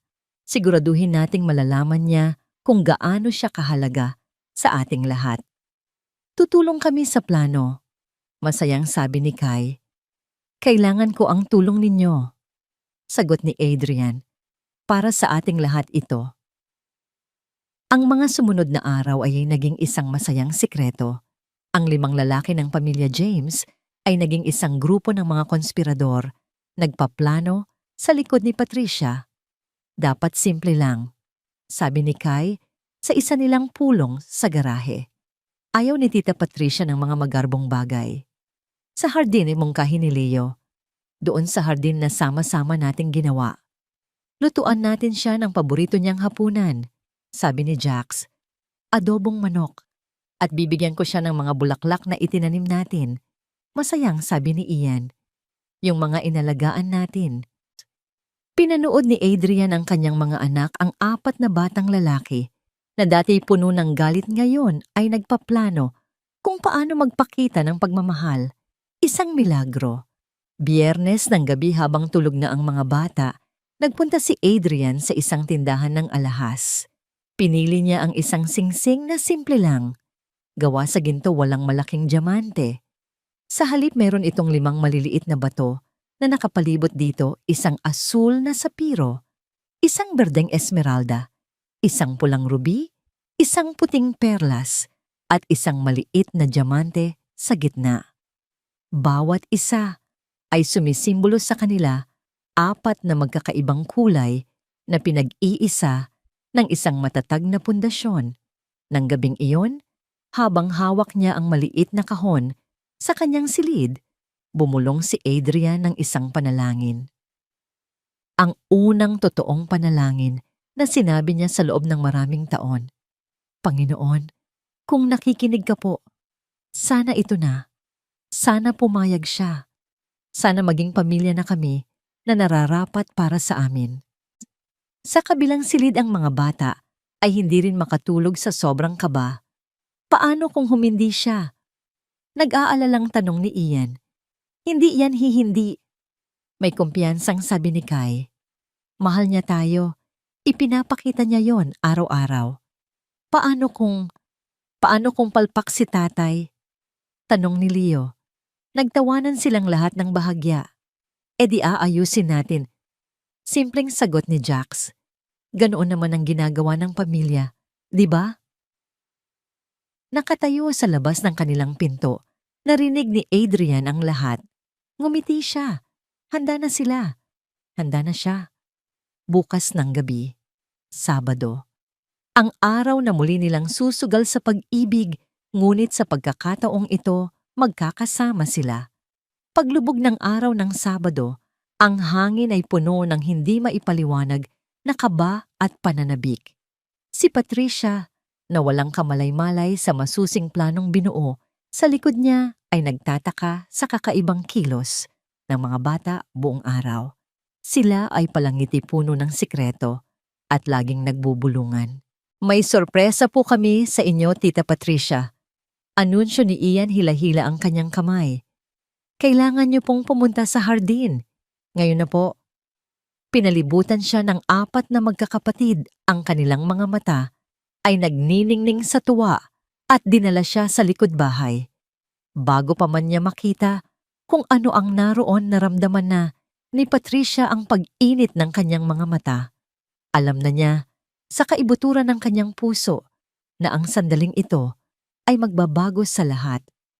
Ang hardin na dati isang piraso lamang ng lupa ay ngayon isang munting paraiso. May mga maliliit na ilaw na nakasabit sa mga sanga ng puno, kumikislap na parang mga alitap-tap sa papalubog na liwanag. Sa gitna, may isang mesang inihanda. Nang maganda, nakalagay ang mga paborito niyang pagkain, ang adobong manok. Naamoy pa lang ay nagsasabing si Jax ang nagluto at ang mga bulaklak na itinanim nila na ngayon ay namumukadkad sa lahat ng kulay ay nakalagay sa isang florera. Anong lahat ng to?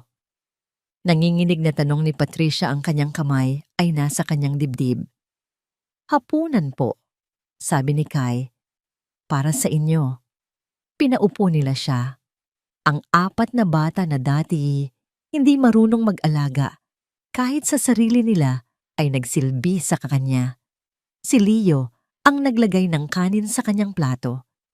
Si Jax ang nagsandok ng adobo. Si Kai ang nagsali ng tubig sa kanyang baso. Bawat kilos nila ay puno ng pag-iingat at pagmamahal at pinapanood nila ang kanyang mukha na para bang iyon ang pinakamahalagang bagay sa buong mundo. Pagkatapos nilang kumain, tumayo si Ian. Lumakad siya patungo sa taniman ng mga bulaklak. Maingat na pumitas ng pinakamagandang rosas. Bumalik siya kay Patricia at inabot ito. Pinalaki po namin ito. Mahinang sabi niya. Para sa inyo. Kinuha ni Patricia ang bulaklak, ang kanyang mga kamay ay nanginginig. Napakaganda nito, mahal ko. Kasing ganda niyo po, bulong ni Ian. Sa sandaling iyon, tumayo si Adrian. Kasabay niya tumayo rin ang kanyang 4 na anak. 5 lalaki nakatayo sa isang linya sa kanyang harapan. Tumingin si Patricia sa kanila at alam na niya. Alam na niya bago pa man may magsalita. Patricia. Nagsimula si Adrian, ngunit ang kanyang boses ay agad na nabasag. Huminga siya ng malalim at sinubukang muli. 6 na buwan na ang nakalipas. Pumasok ka sa buhay namin noong mga panahong kami ay nalulunod. Humakbang si Kai. Tinuruanan niyo po kami na hindi kami sira. Sunod si Leo. Tinuruanan niyo po kami na ayos lang magalit, pero mas malakas ang pagmamahal. Si Jax. Tinuruanan niyo po kami na may mga taong nananatili. At si Ian, ang kanyang maliit na boses, ay malinaw at sigurado. Tinuruanan niyo po kami kung ano talaga ang ibig sabihin ng pagmamahal. Ang mga mata ni Adrian ay basa na. At tinuruan mo ako na ang pangalawang pagkakataon ay hindi isang bagay na hinahanap. Ito ay isang bagay na binubuo. Araw-araw, isang pagpili sa bawat pagkakataon. Dahan-dahan lumuhod si Adrian sa damuhan. Kasabay niya lumuhod din ang kanyang mga anak. 5 lalaki nakaluhod nakatingin sa kanya. Patricia Taylor. Nanginginig ang boses ni Adrian. Bubuo ka ba ng buhay kasama namin, hindi bilang isang taong tumutulong, kundi bilang pamilya, bilang ang taong bubuo sa amin. Binuksan niya ang maliit na kahon. Ang simpleng singsing ay kumislap sa ilalim ng mga ilaw. 5 maliliit na bato. 5 pusong naghahanap ng isang tahanan. Tinikom ni Patricia ang kanyang bibig. Ang mga luha ay malayang dumadaloy sa kanyang mga pisngi. Pumarito ako para lang mabuhay. Bulong niya. Halos hindi na ako humihinga. At kayong 5, tinuruan ninyo ako kung paano muling mabuhay. Ibig sabihin po ba niyan ay oo? Puno ng pag-asang tanong ni Ian. Tumawa si Patricia sa gitna ng kanyang mga luha. Tumango siya. Oo, 1,000 beses oo. Nagsigawan sa tuwa ang mga bata. Tumayo sila at niyakap siya ng mahigpit, isang masayang grupo ng pagmamahal. Isinuot ni Adrian ang singsing sa kanyang daliri, gamit ang nanginginig na mga kamay. At doon sa hardin na yon, napapaligiran ng mga bulaklak at ilaw at pag-ibig, sila ay naging kung ano talaga sila, isang pamilya. Makalipas ang 1 taon. Ang parehong hardin, isang photographer ang nag-aayos ng kanyang kamera. Sige mga bata, isang magandang kuha. Nakangiting sabi ng photographer. Ang 4 na magkakapatid na ngayon ay mas matatangkad na ay nakatayo nang magkakasama nakasuot ng magkakaparehong polo shirt na sila mismo ang pumili. Si Patricia ay nakaupo sa kanilang harapan, suot ang isang simpleng puting bestida, nagliliwanag. Si Adrian ay nasa likod niya, ang kanyang kamay ay nakapatong sa balikat nito. At sa mga braso ni Patricia, may isang sanggol na babae. 2 buwan ng gulang, may maitim na buhok, payapang natutulog. Ano pong pangalan niya? Tanong ng photographer. Luz. Mahinang sagot ni Patricia. Luz Joy James. Hinaplos ni Adrian ang kanyang balikat. Pinag-usapan nila ito ng matagal. Ang pangalan ng kanilang anak ay isang parangal sa liwanag na dinala niya sa kanilang buhay. At sa anak na nawala kay Patricia, hindi para kalimutan ang sakit, kundi para ipaalala na kahit ang mga sirang bagay ay kayang lumikha ng isang bagay na maganda. Okay lahat, sabihin ninyo, keso? Sigaw ng photographer. Ngumiti ng malapad si Ian. Sabihin ninyo, pamilya. Nagtawanan silang lahat. Ang kamera ay kumislap. Ang litratong yon ay isasabit sa pasilyo sa mismong lugar kung saan dating nakasabit ang larawan ni Camille. Isang bagong kwento na isinulat sa ibabaw ng luma. Isang patunay na ang pamilya ay hindi laging nagsisimula sa dugo. Minsan, ito ay nabubuo sa pamamagitan ng pagpili. At kung minsan, ang pinakamagagandang bagay sa buhay ay ang mga bagay na binubuo natin mula sa mga piraso ng ating pagkasira. Nang gabing iyon, ang bahay ng mga James ay puno ng tawanan, puno ng kapayapaan, puno ng mga pangalawang pagkakataon at mga bagong simula. Puno ng uri ng pag-ibig na tanging Diyos lamang ang makakapagtanim sa gitna ng mga guho. Ang bahay na dati isang sementeryo ng mga alaala ay ngayon isang tahanan. At 5 puso na minsay wasak ay natuto kung ano ang ibig sabihin ng maging buo. Hindi perpekto, ngunit minamahal. At iyon ay sapat na. Iyon na ang lahat. Ang umaga ay perpekto, masyadong perpekto. Ang sinag ng araw ay ginintuan dumadaloy sa mga bintana ng kusina, kung saan ang tawanan ay kasing init ng kapeng hinihigop ni Adrian. Isang eksena na dati ay isang imposibleng pangarap lamang. Si Patricia ay naglalagay ng mga sandwich sa isang basket para sa kanilang picnic. Si Adrian naman ay naghihiwa ng mga prutas. Si Leo at Kai ay nagtatalo kung sino ang magdadala ng bola, isang pagtatalong puno ng asaran sa halip na galit. Si Jax ay maingat na inilalagay ang mga platong papel sa basket at si Ian ay masayang kumakanta habang yakap-yakap ang kanyang kapatid na si Baby Luz. Ito ang kapayapaan. Ito ang bunga ng kanilang mga luha at paghihirap sa gitna ng kanilang masayang sandali.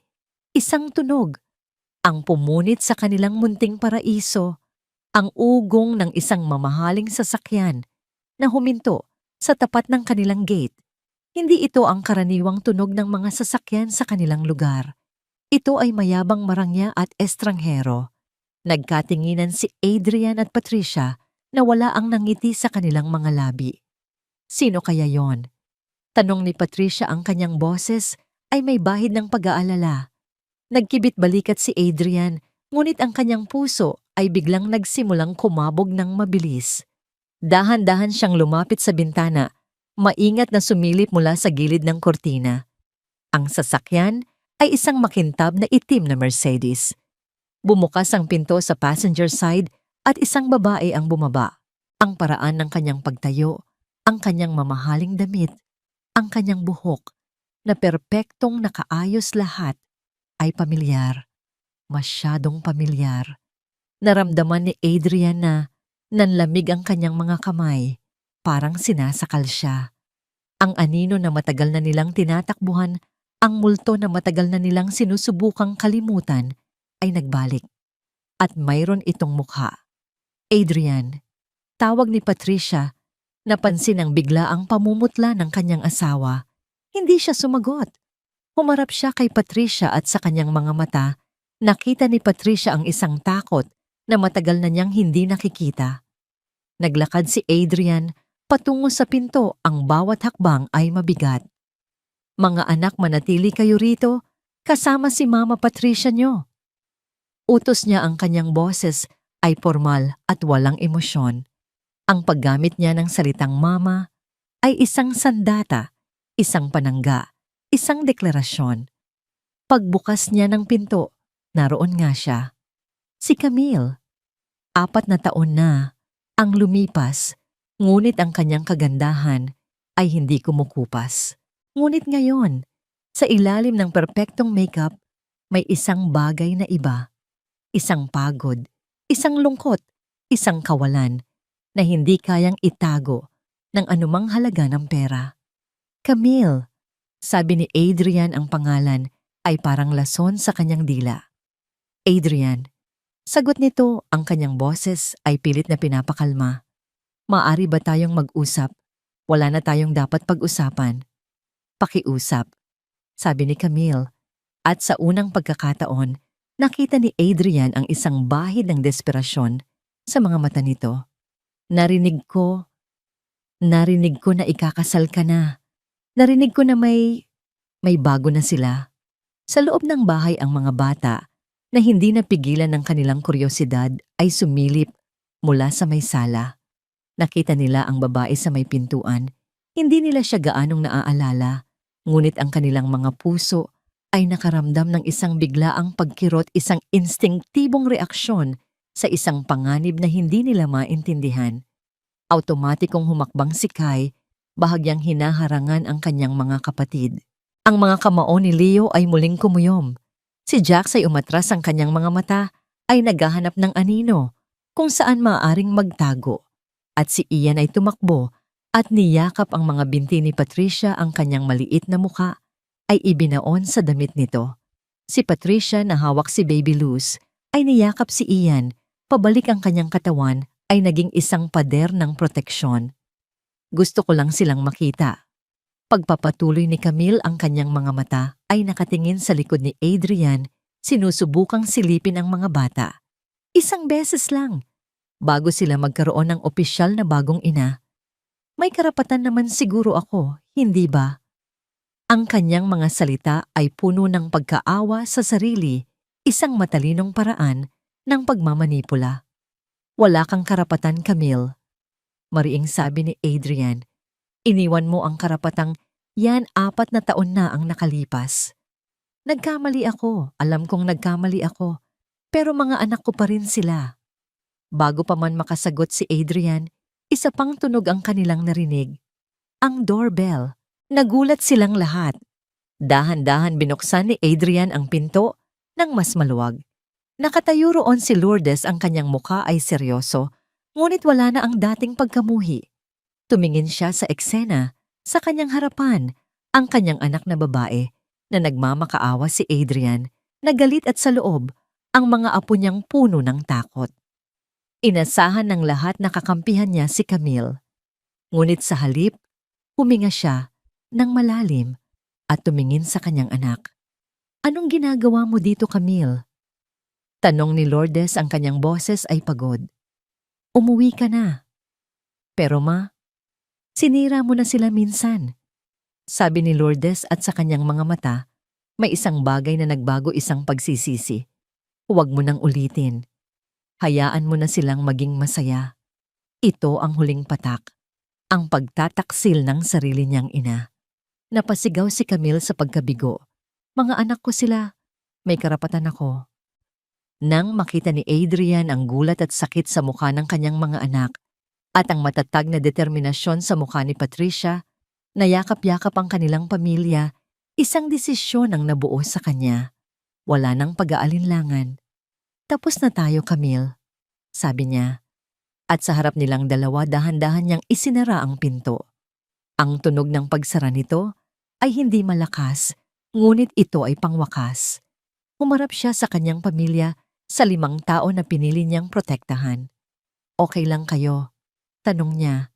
Tumango ang mga bata, ngunit ang kanilang mga mata ay puno pa rin ng kalituhan. Hindi natin ito haharapin ng mag-isa. Sabi ni Adrian, lumuhod para maging kapantay nila. Tumingin siya sa bawat isa sa kanila at pagkatapos ay kay Patricia. Mag-uusap tayo at magpapasya tayo bilang isang pamilya. Ang basket ng picnic ay nakalimutan na sa isang sulok. Ang masayang umaga ay biglang naging isang mabigat na hapon. Ang sala na kanina lang ay puno ng tawanan ay ngayon binalot ng isang seryosong katahimikan. Isinara ni Adrian ang mga kurtina, lumilikha ng isang ligtas na espasyo para sa kanila malayo sa mga matang mapanghusga ng mundo sa labas. Si Patricia ay naupo sa sofa, yakap pa rin si Baby Luz na mahimbing na natutulog habang si Ian ay nakakapit pa rin sa kanyang tabi. Umupo si Adrian sa sahig sa gitna ng kanyang 4 na anak na lalaki. Ibinababa ang sarili sa kanilang level. Walang nagsalita sa simula. Ang tanging maririnig ay ang tibok ng kanilang mga puso at ang mahinang paghinga ni Luz. Gusto niyang makita kayo. Basag ni Adrian, sa katahimikan, ang kanyang boses ay kalmado at maingat. Ang babaeng iyon, si Camille, ang nagbigay buhay sa inyo at gusto niya kayong makita. Tumingin siya sa bawat isa sa kanila. Hindi ko kayo pipilitin. Hindi rin si Mama Patricia ninyo. Ang desisyong ito ay sa inyo. Hindi ako magpapasya para sa inyo. Ano ang gusto ninyong gawin? Ang tanong ay nakabitin sa hangin. Ito ang pinakamahalagang tanong na kanilang hinarap. Si Patricia ay nanatiling tahimik, ang kanyang presensya ay isang matatag na suporta, ngunit hindi nakikialam. Alam niyang ang sandaling ito ay hindi tungkol sa kanya. Ito ay tungkol sa mga bata na nag-aangkin ng kanilang sariling kapangyarihan, ng kanilang sariling kwento. Si Leo, ang unang nagsalita, ang kanyang boses ay nanginginig sa pinipigilang emosyon. Bakit ngayon lang 4 na taon? 4 na taon siyang wala. Nasaan siya noong kailangan namin siya? Ang nanay. Ang nanay dapat, yung naiiwan, hindi yung umaalis. Ang kanyang mga salita ay tumama na parang mga bato. Sumunod si Jax, ang kanyang boses ay halos isang bulong, ngunit ang bawat salita ay malinaw. Ayoko na pong magtago ulit. Sa tuwing may bagong dumarating, nagtatago ako. Noong dumating si Mama Patricia, tinuruan niya akong lumabas. Kapag bumalik yung isa, baka kailanganin ko na namang magtago. Ayoko na. Lahat ng mga mata ay napunta kay Kai, ang panganay, ang general. Ang bigat ng mundo ay laging nasa kanyang mga balikat. Huminga siya ng malalim, tila kinukuha ang lahat ng lakas mula sa kanyang mga kapatid, mula sa kanyang ama, at mula kay Patricia. Tumingin siya ng diretso sa mga mata ni Adrian. "Te," sabi niya, ang kanyang boses ay matatag at puno ng karunungang higit pa sa kanyang edad. May 2 klase po ng sakit. Yung sakit na nakakasira at yung sakit na nagpapagaling. Siya po, yung sakit na nakakasira. Pagkatapos tumingin siya kay Patricia, isang tinging puno ng pagmamahal at pasasalamat. Ang nanay po namin ay yung nag-aalaga ng mga sugat namin, hindi yung gumawa ng mga sugat. Ang mga salitang iyon ang naging pangwakas na hatol. Walang pag-aalinlangan, walang galit. Tanging ang malinaw at simpleng katotohanan. Naramdaman ni Adrian ang pag-agos ng lunas sa kanyang buong katawan. Hindi dahil sa nakuha niya ang sagot na gusto niya, kundi dahil sa nasaksihan niya ang katatagan ng kanyang mga anak. Sila ay buo na. Sila ay gumaling na. Tumayo si Adrian at inilahad ang kanyang kamay kay Patricia. "Samahan mo ako." Magkahawak kamay silang lumabas ng bahay. Si Camille ay naghihintay pa rin sa labas, nakasandal sa kanyang kotse. Si Lourdes ay nasa di kalayuan, tahimik na nagmamasid. Napagpasyahan na nila. Simpleng sabi ni Adrian. At itanong ni Camille, ang kanyang boses ay may bahid ng takot. "Hindi ka nila gustong makita, Camille. Hindi pa ngayon. Siguro balang araw. Pero hindi ngayon. Ang kailangan nila ngayon ay kapayapaan. Ang kailangan nila ay ang pamilya nila." Tumingin si Patricia kay Camille. Hindi ng tagumpay, kundi ng habag. Sana mahanap mo rin ang kapayapaan mo, Camille. Sabi niya ang kanyang boses ay tapat. Lahat tayo ay may karapatan doon. Iyon na. Walang sigawan, walang sumbatan. Tanging ang tahimik na pagtanggap sa katotohanan. Walang imik na pumasok si Camille sa kanyang kotse.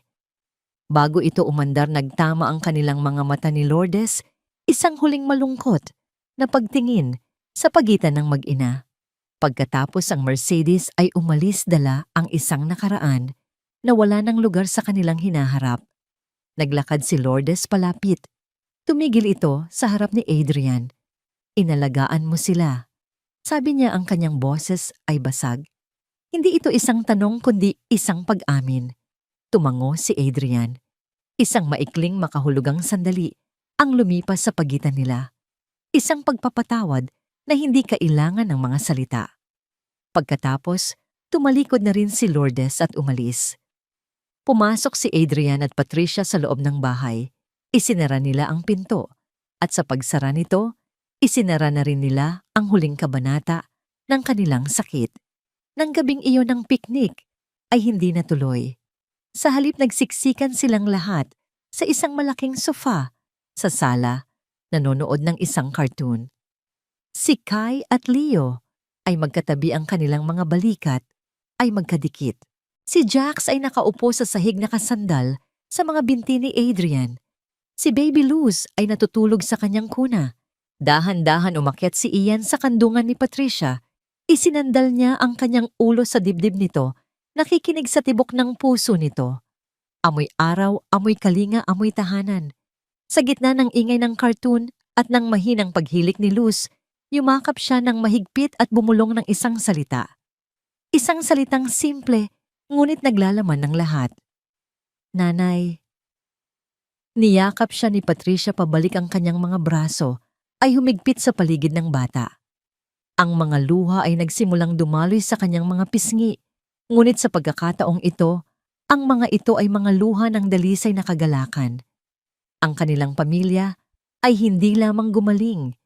Ito ay sinubok ng pinakamatinding apoy. At sa huli, hindi ito nasunog. Ito ay naging mas matatag. Hindi na sila isang pamilyang binuo mula sa mga sirang piraso. Sila ay isang pamilyang pinili, at ang pagpiling iyon ang nagbigay sa kanila ng kalayaan, ang nagbigay sa kanila ng lahat.